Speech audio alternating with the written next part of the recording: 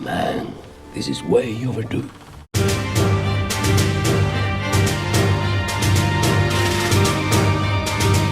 What's going on, everybody? Today, we are finally going to count down the top 20 best movies of 2024. Why top 20 and not top 10? Because, guys, I see so many movies throughout the year that it is nearly impossible for me to only do a top 10.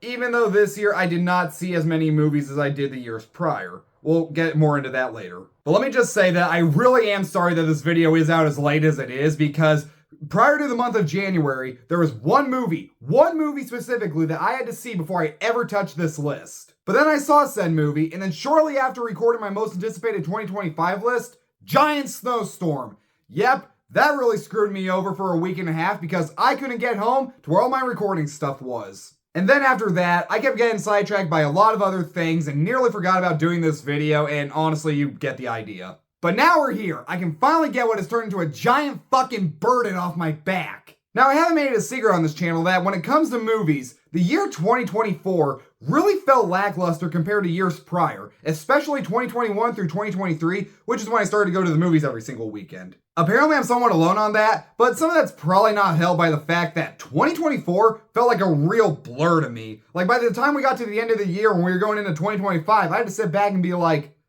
did anything happen this year? Like, anything really important? Then I was like, oh yeah, there was an election, and P. Diddy got arrested, and the movie If came out. How did I forget all this? Actually, another thing when it comes to movies this year is that there's a crap ton of them that I forgot even came out. Like, do you remember we had a Kung Fu Panda 4? Godzilla and Kong returned, but no one talked about it after seeing it. Argyle? Friggin' Argyle? Okay, maybe it's a good thing people forgot about that one. I mean, I personally didn't hate the movie, but like, I understand why some people did. But the biggest thing when it comes to movies in 2024 is that I was very much off my A game, because throughout the year, I'm used to seeing like at least around 130 to either 150 movies, but by the time I started this list, I only managed to see 110. Yeah, there was a lot I missed. I don't know if I'm okay either. And compared to 2023 when I first started, there's a lot I did not get a review this year, and most of that has to do with the fact that I have to write my reviews, and also the fact that I've gotten to be a lot more talkative, editing takes forever, and some of my videos, that used to be like 5 minutes long, some of them have gone from like either 10 minutes to almost 20. So with all that in mind, I'm just gonna let you guys know right off the bat this is gonna be a very long video. So sit back, relax, and enjoy my top 20 best movies of 2024. And if you guys want to know every movie I saw throughout the year and like the ones I didn't get a review, I do have a list over on my Letterboxd account, so go check that out. But anyway, let's finally get started. Aside from another movie on this list, there was not a lot of great horror movies at the beginning of 2024, except for one, that being Abigail. Well, definitely not my favorite horror movie of the year, it's probably the one I had the most fun watching in a theater. Okay, second, maybe third. Okay, it's one of them. But it doesn't matter where it lands, because this was such a fun and clever idea that really works for the horror comedy genre, and you can very much tell that the whole cast had a blast making it. I will say though, despite really enjoying the hell out of this movie, and the fact that I'll definitely rewatch it again, it's probably the one movie on this list that did not have the biggest impact on me or anything. But honestly, my biggest problem with this movie was the same one I had with Companion, and that is the fact that they spoiled a big twist in the trailer, that being Abigail herself is a vampire. So between this and Companion, they were both movies I had a lot of fun with, but I think I would have enjoyed quite a bit more if I did not know the big twist. At least when it comes to Abigail's poster compared to Companions, it ain't spoiling anything. But again, I still had a ton of fun with Abigail, and between this and the last two Scream movies, I'm now always going to be excited when Radio Silence releases a new horror film. The one thing that Dee Dee really made me question right off the bat was, holy fuck, are we already nostalgic for the year 2008? Guys, this movie made me feel old as fuck. But as for the film itself, I can't really think of another coming-of-age story set at the birth of the internet culture, and this movie handles it very well, with a great story about growing up during that period of time, a message about cherishing and appreciating the people around you, and it's all around a very heartfelt and relatable film about the troubles of youth and the yearning for acceptance. And I will say that one of my only few issues with the movie is when we get to the end, and it really felt like it did not know how to wrap up, but honestly, that did not ruin the movie for me. If you love coming of age stories as much as me and you missed this one, it's definitely worth checking out, especially if you grew up in 2008. Seriously, how are we already nostalgic for that year? It's kind of scary.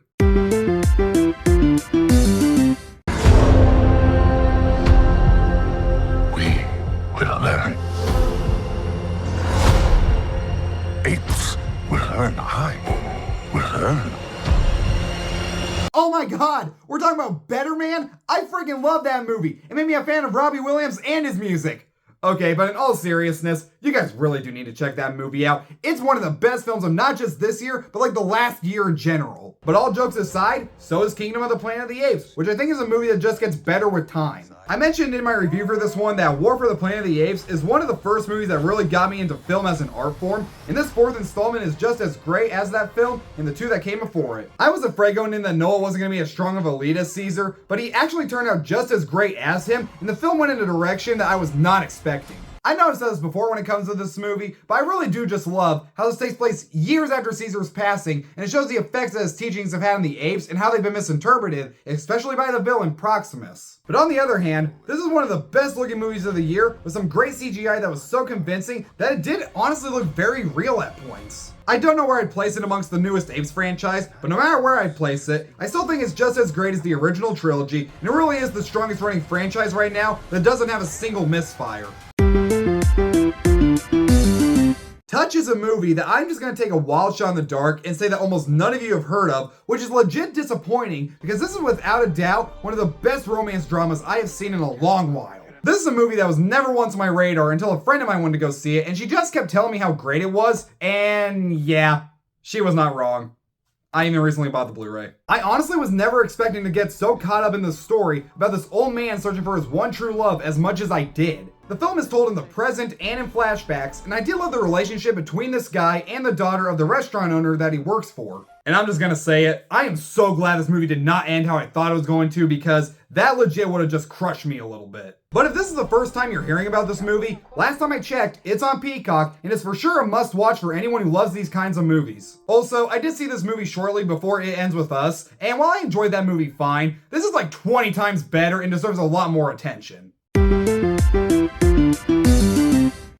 A letter was left with the bodies. Signed with one word.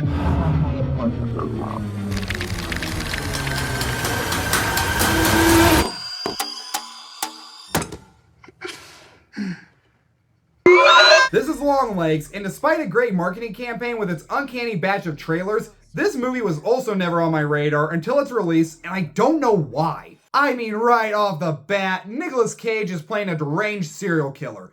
I don't know why that didn't get me excited either. But since I brought it up, this really was a great comeback for that genre of film. Nicolas Cage did a great job as the title character, and he's both great at being terrifying and funny at the same time. I mean, while he does do some pretty disturbing stuff, I found myself laughing at him a lot more than being scared of him. I mean, come on guys, it's Nicolas Cage. How can you not laugh at that scene where he's driving down the road screaming, "Mommy! Daddy! Daddy! Mommy! Make me! And save me from the hell of living!" That got me to laugh, and like the whole auditorium was silent. I'm all like, come on, that's funny. And I do have to say that I found him a lot more memorable than our lead, because at the time recording this, I honestly cannot remember a lot about her besides she has some mother issues. But in the end, this was by far one of the biggest surprises of the year and easily earns its spot as a new horror classic. Also, when we're on the topic of an Osgood Perkins film, The Monkey is just so damn great. I don't care what anyone says, I had a ball watching that movie. Maybe because I knew going in exactly what I was gonna get, and it gave me the movie I wanted. Who's this Santa? He's scaring my kid. Yeah, he's scaring me too. Hey, Santa's handing out presents!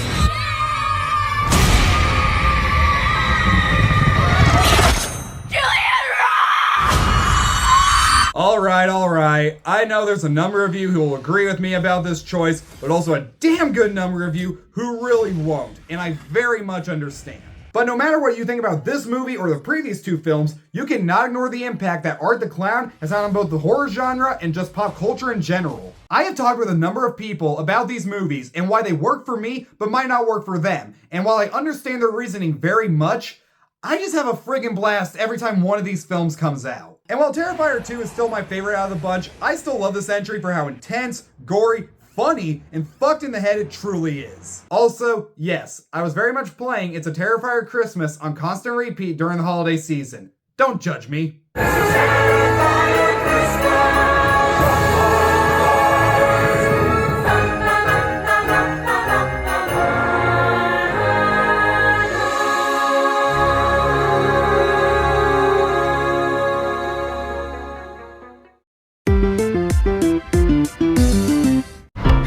Envy. Oh, look at your hair. Oh yeah, not happening. That's ennui. On what? It's what you would call the boredom. What's your name, big fella? That's embarrassment. Welcome to headquarters, embarrassment. Oh, we're doing a fit. No. Oh, nope, going high. Oh, you got a real sweaty palm there, buddy. So earlier in the year, I did a list of my top 10 best movies of 2024 so far, and this did inevitably end up being my number one. And honestly, I thought I was gonna stay in the top 5 at least. Clearly not. But no matter where it is on the list, this is still not just one of the best sequels from Pixar, but one of the best animated movies of the year. The animation is great, the characters are still as enjoyable as the first. I love that Riley has a lot more focus this time around, and that the movie tackled the thought of anxiety so freaking well. And while there's other movies from this year that I love the endings to so much freaking more, this still has the one that I think was handled the best. And by the way, the rest of this list is mostly dominated by animation. Well, Night Owls, we've got a heck of a show in store for you tonight, and I'm very excited for you to see it all unfold before your very eyes. I really hope you love it. Gosh, I hope you love it. Please love it. Love it. I'm trying to host a national syndicated talk show, and I'm trying to help you keep it on the air.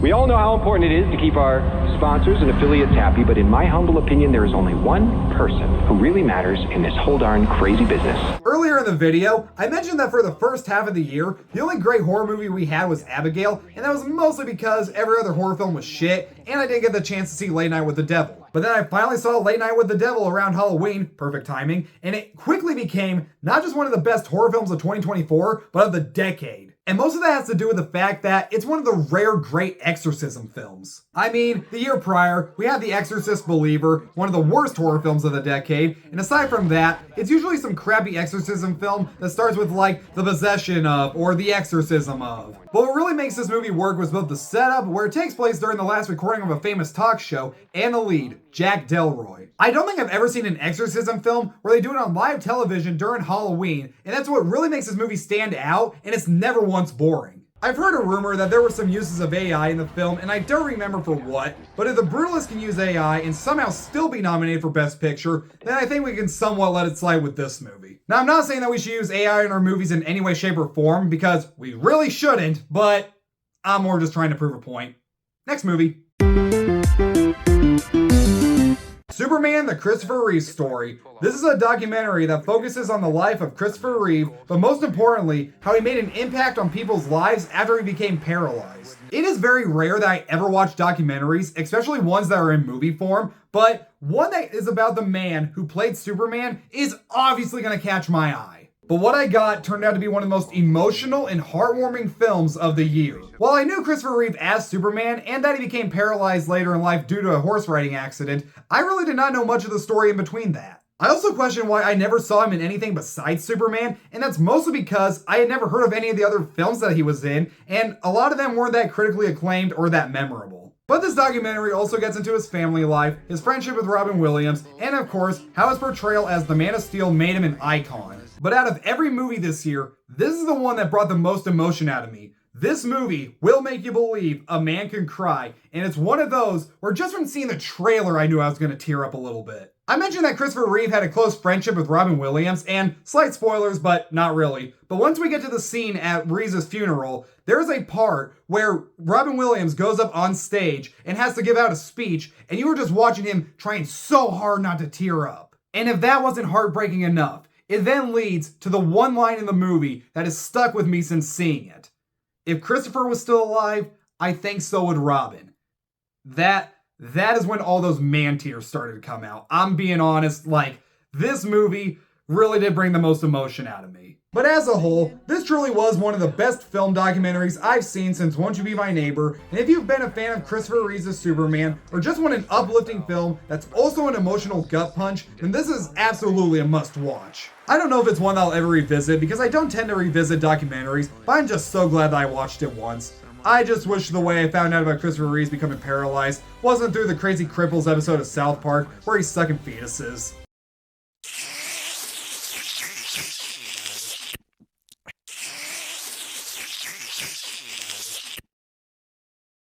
Yeah, if you watch this movie and that episode back to back, it don't feel right. With Shadow's power, we can rule humanity. When we're done, there won't be anything left to rule. That is dark.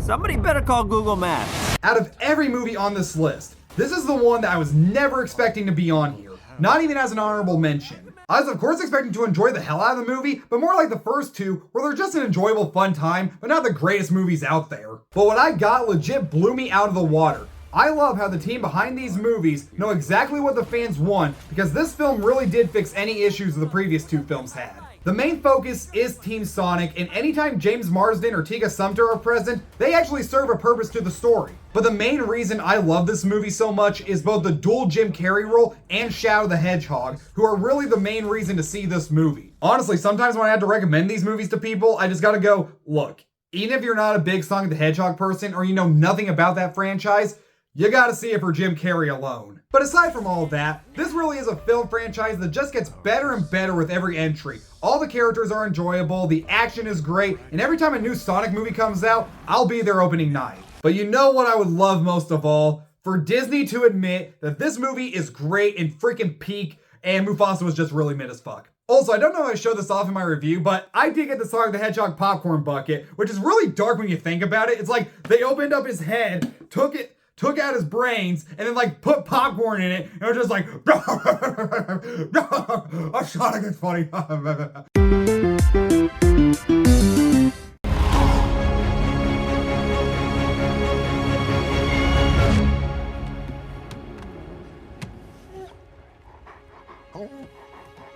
Starting off the top 10, it's the Oscar-nominated Golden Globe winner Flow, and this is one of those rare occasions where a small film like this didn't do the greatest at the box office, but managed to gain a following on streaming that I actually saw before it got any word of mouth, and I'm legit grateful for that. This is one of those movies where if a big name studio got their hands on it, they would fill it with so many celebrity voices, or do that Milo and Otis thing where they do a voiceover for the animals. Oh yeah, if you didn't know, there is no dialogue in this movie, and it's actually one of the things that I love about it. It's one of those films where the characters only have their facial expressions and their mannerisms to work with, and in live action, there's no way this would have worked. But in animation, the animals still react like normal animals, but you know what they are feeling and their thought process. I just mentioned that I saw this before all the buzz, and probably the thing I love about that the most was getting to see this on the big screen because this movie is gorgeous. This is kind of like the Spider-Verse films for me, where just every shot is a work of art that you could easily hang on your wall. I also love how the main conflict of this movie is never exactly explained, but all we know is that the animals have to deal with each other to survive this crisis. The movie also has great sound mixing, an amazing and beautiful score, and I love that it's getting the attention that it rightfully deserves. If you haven't seen this animated masterpiece yet, it's streaming on Max right now. And I said that as if they're promoting my video. They are not. Okay, so I do gotta clarify something about this next one. So, this movie premiered at a lot of film festivals in late 2023 and was nominated for Best Animated Feature at the 2024 Oscars, but the actual American release date for this movie in theaters was not until May 31st, 2024. So, you know what? I'm counting it.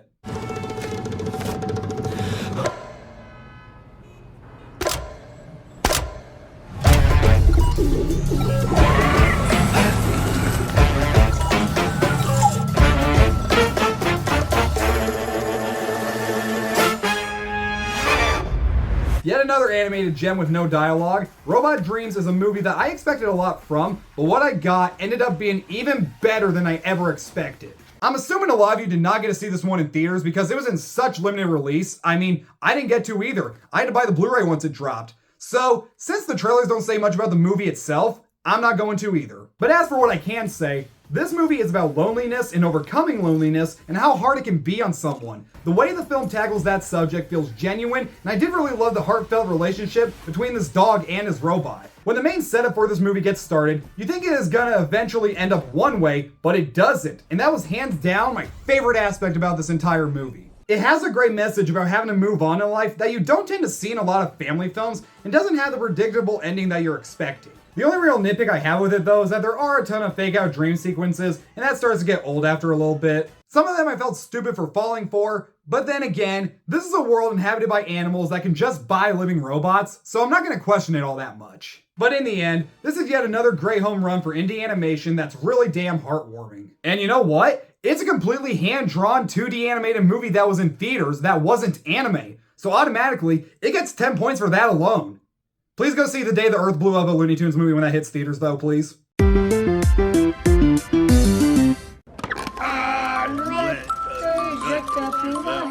Dad used to say that childhood was like being drunk. Everyone remembers what you did, except you.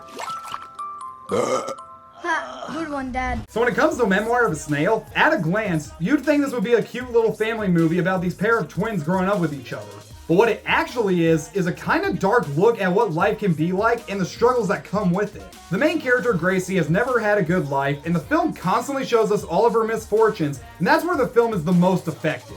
You really do want to see things go good for this girl, but when it comes to every step she takes, life always throws her a curveball. Out of every film on this list, this is the one that feels the most human, and you really do feel the emotion of the film throughout. Life does always throw you a lot of curveballs, and you just have to accept it, move on, and hope it all changes for the better, even if it doesn't. Sometimes this movie isn't easy to watch, but it's just so effective, and when it's charming, it's really charming, especially with the character of Pinky. But at the same time, I was just glad to see a stop-motion animated movie targeted towards adults. You don't see that very often. If you are now just hearing about this movie from this video, definitely give it a watch. It is well worth your time. While I knew Wicked was probably going to be pretty good and is based on an already beloved property, it did not need to be as great as it turned out to be. I was shocked at how many people outside of the fans were not really looking forward to this movie, but then went in and came out loving it, and rightfully so. It's just that damn good, and the story's not even finished. We all know the songs are fantastic, but the one thing that really worked for me when it comes to this movie was that I already love this world and these characters. Well, at least the ones we already knew from The Wizard of Oz. This was just an all-around spectacle. There was no other movie this year that hypnotized me as much as Wicked, and I was just expecting to like it enough. But from the first song sequence with No One Mourns the Wicked to the amazing 10 out of 10 showstopper that was Defying Gravity, I was so lost in it that, as I said in my review, I felt like I was in another world. I guess you can call it the Avatar of musicals, because that's kind of what it is. But seriously, Defying Gravity, guys, that was hands down my second favorite ending to a movie this year. If it wasn't for one other on this list, it couldn't be topped. I feel like I don't even need to tell you guys how great this movie is. I've seen it, you've seen it, everybody's seen it. It's even made some fans out of musical haters. That's how truly good this movie is.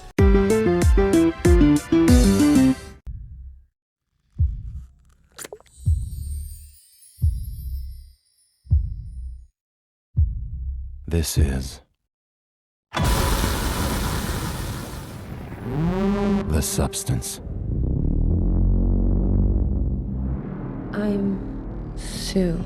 The substance. This is a great example of me being off my A game last year, because this was a movie that was just getting so much good word of mouth during its release that I never thought twice about going to check out. But in my defense, this was released the same weekend as another great movie that I could not get enough of, that I also saw 3 times in its opening weekend. But this was the last film I saw before calling it quits to adding movies to this list, and I am so glad I managed to see this one beforehand because everyone was right. This really is one of the best movies of the year. The only things I really knew before going in were Dennis Quaid's gross eating and the fact that it was a full-on body horror film. And yeah, that stuff is very much in there, and while the body horror is legit awesome at points, it takes it to some places that I was never expecting. Holy shit, the ending to this movie is fucking insane! But aside from that, the movie is also very well written, has 2 great lead performances from Demi Moore and Margaret Qualley, great directing, and it's surprisingly funny in some areas, and has a great message about body image that we've definitely heard before, but is told in the most fucked up way imaginable. But I'm not even kidding, the ending to this movie is so insane and so fucked up that after I got out of the theater, I had to record my reaction, which I'm going to show to you right now. Enjoy. Okay, so normally I don't record my reactions coming out of a theater, even though I probably should, but I finally saw The Substance tonight, and I really gotta say, that was such a delightful little romp of a— What the fuck? What the fuck was that, guys? What? What? Dude, my jaw was to the floor. What? What the fuck? It's good? What the hell? I gotta sit on that, guys. Just what the fuck was that? I mean, cool. Yeah, it's a great movie, I think. I gotta sit on it, but I'm like, I mean, it's nominated for Oscars? That's cool, but she just... Yeah, that was the substance for me. I recommend it to anyone who likes body horror. I mean, I like horror films, I like body horror, but Jesus, this takes it to a whole new fucking level, guys. Just, holy shit. I mean, I regret missing it, but it's good. I'll get back to you guys on that. What the fuck? I'm hoping my reaction alone now has you sold on this movie. Which, also, by the way, Margaret Qualley, I don't know if I've seen her in anything else besides this, but this is a movie where she really stood out to me. I just gotta say it, she is beautiful.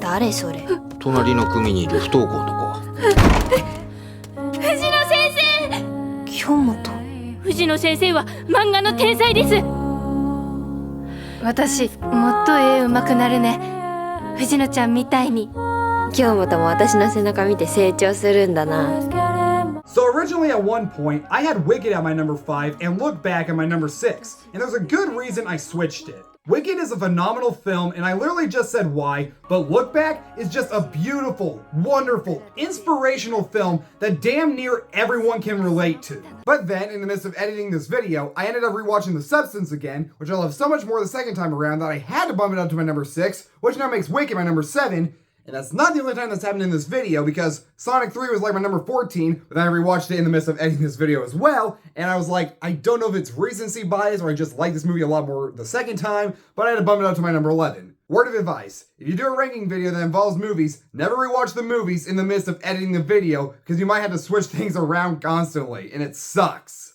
But anyway, back to Look Back. The two girls in this movie are artists who make comics, more specifically, manga. And as the years go on and life sometimes gets in the way, the one thing they stay true to are themselves and their passion for making comics. Even when people try to tell them they'll grow out of it or they should move on to a different career choice, that doesn't let them get them down. And if you by chance do the exact same thing that the girls in this movie do, or have ever had a passion in making something, don't let others tell you that you can't do it or that it won't go anywhere. As I always tell people, do what makes you happy, even if others are gonna think you're weird for doing it, because, hey man, everyone's weird in their own way. One reason I describe this movie as beautiful is not just the look and the amazing animation, but just on how the movie depicts life. As I said earlier in the video when I was talking about Memoir of a Snail, life is always gonna throw you a lot of curveballs, and it might not always play out the way you want it to. And aside from Superman, no other movie on this list is gonna make you tear up as much as this one. I really have nothing else to say that I didn't already say in my review. This is just a great, lighthearted movie that tugs at your heartstrings, and it's one I'll definitely watch many more times in the future. Also, I have a friend who does the exact same thing that the two girls in this movie do, and every time I watch this, I cannot help but think about her.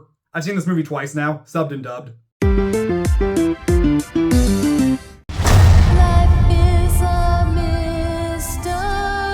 I don't know anything about saving worlds, but you do. Trust me, kid, I'm no hero. You were an X-Man. You were the X-Man. I am soaking wet right now. So while I know a lot of people might have this on their best of the year list and will easily agree it's one of the most entertaining movies of the year, I really feel like I love this movie more than most people. Yeah, the story isn't the greatest, and I really didn't see the point in having Wayne and Vanessa being broke up, but those are really the only problems I had with it, and it's one of the few movies this year that gave me everything I wanted from it. I've also noticed that this has become both a comfort movie and also surprisingly a drunk movie for me. The last two times I've gotten plastered and the night was winding down, I turned on Deadpool and Wolverine for some reason. But the reason I have it so high up on the list is that this is a list of movies that I enjoyed watching the most throughout the year, and this is some of the most fun I had watching a movie this year.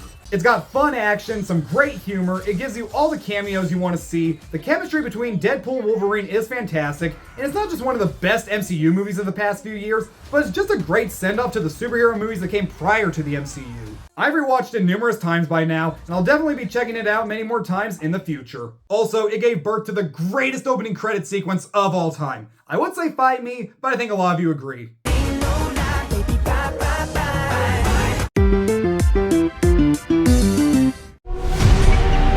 He's a runt. His chances aren't super good. I will protect him. He's gotta leave this island by fall. Right, Bill? Wait, did I say no other movie on this list is gonna make you tear up as much as Superman and Look Back? Oops. I really gotta give it to DreamWorks. They started to become that company where you never know how their movies are gonna turn out until you actually see them. Yeah, this movie's a masterpiece. Puss in Boots 2 is one of the greatest things ever created, and I love the bad guys, but I also was never expecting to actually enjoy Trolls 3. But as you already know, everything you've heard about The Wild Robot is very much true. It's got a great story about parenting and acceptance, the animation is great, the characters are enjoyable, and by God, will it make even the toughest son of a bitch tear up. I'm assuming if you're a parent that this movie just broke you, and honestly, if I ever have kids one day, I might look at this movie in a whole new light. One thing I did not mention in my review that really affects the emotion of the movie is the score, which is just so freaking beautiful. Normally this never happens, but there were scenes where the music did get me, and a lot of that was mixed with certain scenes. I'm gonna get a little personal with you guys, but one thing that I really want in life one day is to make a family, and this movie seriously made me want that even more. The almost family dynamic between Roz, Fink, and Bright Bill is the emotional core of the movie, obviously, but it is also a great message about who your family can be.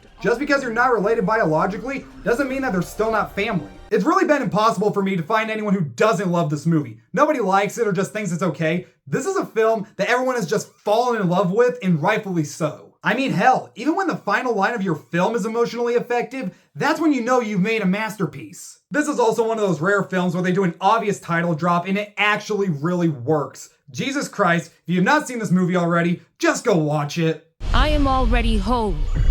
And I am a wild robot.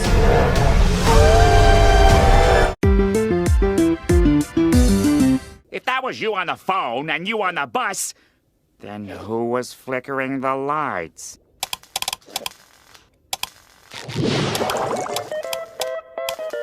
Nosferatu!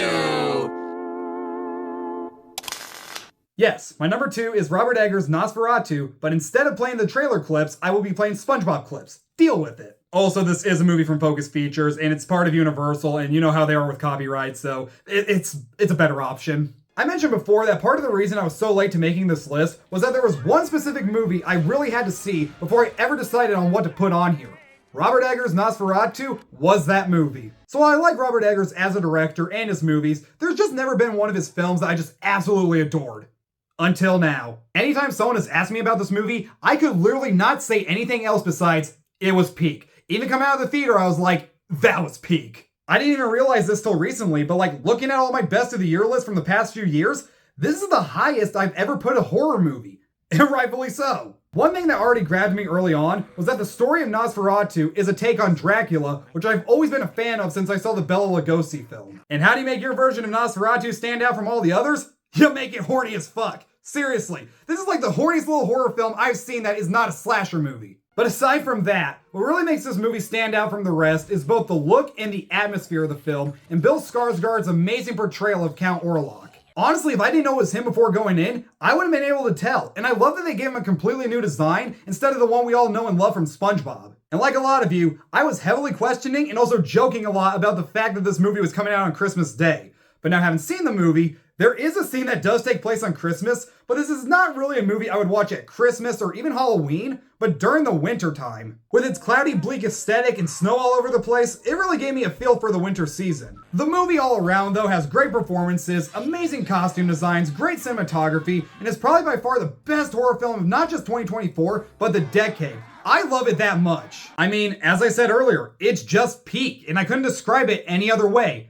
I am disappointed, though, that I couldn't get my hands on the coffin popcorn tin. Also, Aaron Taylor Johnson really needed this movie after Kraven the Hunter. Alright, we've made it. The best movie of 2024 in my opinion. But before we get to that, I have a few quick honorable mentions. And just like last time, these aren't in any specific order. And they are Dune Part 2. I know everyone has this movie in their top 10, even top 5 movies of the year. And I know you're all going to think I'm crazy for not even having it in my top 20. But as I've mentioned before, I like these movies a lot. I just don't love them yet. But I definitely have an appreciation for them. Boy Kills World, a movie that I am positive was tailor-made for me. This movie is crazy as all hell, never takes itself seriously, and is just a live-action cartoon, and that's every reason I love it. My Old Ass, a funny and heartwarming coming-of-age story featuring one of Aubrey Plaza's best roles and a great message about cherishing the little things in life. Saturday Night, a great, funny, chaotic love letter to over 50 years of Saturday Night Live with great performances that are damn near uncanny to the actors they're portraying. As a fan of SNL, I had a blast with this one. Lord of the Rings, The War of Our Hero.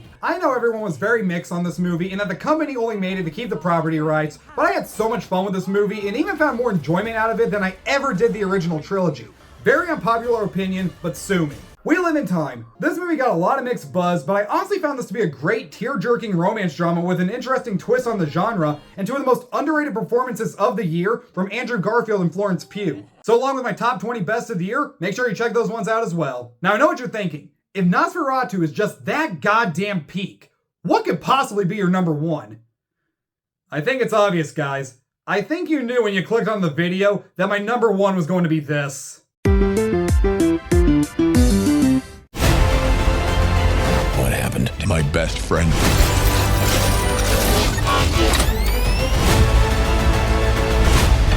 Burn it down! All of it! We have to stop him. We could have built the future together. I don't think so. Yes, I know. A lot of you probably disagree with this choice and think that there are other movies on this list that are so much better. Well, as I've established, this is my list, not the right list. And this is a list of the movies throughout the year that I enjoyed the most. This is the one I enjoyed the most. And you know what? No movie this year brought me as much joy as this one did. No movie made me smile as much as this did. And no other movie had exactly everything I wanted from it. It truly did blow me and everyone else out of the freaking water. This is one of those movies based off an already existing long-running franchise that even newcomers will be able to follow and get into so easily. I know a lot of people who were not Transformers fans prior to this movie, but now want to know everything about this world and the characters. We had a couple movies this year about iconic enemies and how they were friends before how we know them today, and I think out of all of them, this one did it hands down the best. The outcome for why Orion Pax and D16 inevitably become enemies is handled so well and is actually very reasonable that I don't think either Wicked and definitely not Mufasa could top it. But Jesus tap dancing Christ, I said that there was one movie ending on this list that topped Wicked's monumental defying gravity scene. This is it. Ever since seeing it, I have repeatedly, and I do mean repeatedly, rewatched that scene, and when D16 and Orion Pax are finally deemed Megatron and Optimus Prime, I got goosebumps. This movie at points really did bring out that nerdy little child in me, and you know I was really into a movie where there were parts where I was gasping or just in shock. Again, I shed a happy tear while watching this because it is finally, after all these years, the Transformers movie I have wanted since I was a little kid. I love this movie so freaking much that not only did I see it 3 times on its opening weekend, but shortly after seeing it for the 3rd time, I went out and bought the 80s animated series on DVD just because I wanted more. Yep, see, right here. Throughout the year, there have been a number of movies that I can just say are absolutely peak. Sonic 3, Nosferatu, Deadpool and Wolverine, and without a doubt this. This, by all means, is the peakest. Peakest, is that a word? I don't care. Sadly, it didn't do the greatest at the box office, but it is slowly gaining its audience on streaming that it rightfully deserves. And I hope, just hope, it is enough to give this movie a sequel because it deserves it. If you have yet to check it out, do yourself a favor and roll on over to Paramount Plus and experience for yourself the #1 best movie of 2024. It truly is more than meets the eye. I am Megatron! Arise! Optimus Prime. Well, guys, that was it. That was my list of the top 20 best movies of 2024. Again, I am so sorry that it's come out this freaking late, but you know what? Sometimes life gets in the way. You guys also gotta realize that until I get more recognition, a crap ton more subscribers, and whatever, this is not exactly a job yet. I would absolutely love for it to be it one day, but as of right now, it sadly isn't. But anyway, guys, what were your favorite movies of 2024? Let me know down in the comments below, and if you say Amelia Perez was your number one, I'll know that you're fucking with me. Thanks so much for watching, you guys. Subscribe to my channel, and when I do say that, I really do mean subscribe to my channel, because I know like half of you watching are not subscribed, and all your love and support is really what keeps this channel going. Subscribe to my channel, like this video, turn the notification bell, and while you're at it, go follow me on Instagram, TikTok, and Letterboxd at Trev's Movies, and I'll be back later with more videos, and I'll see you then.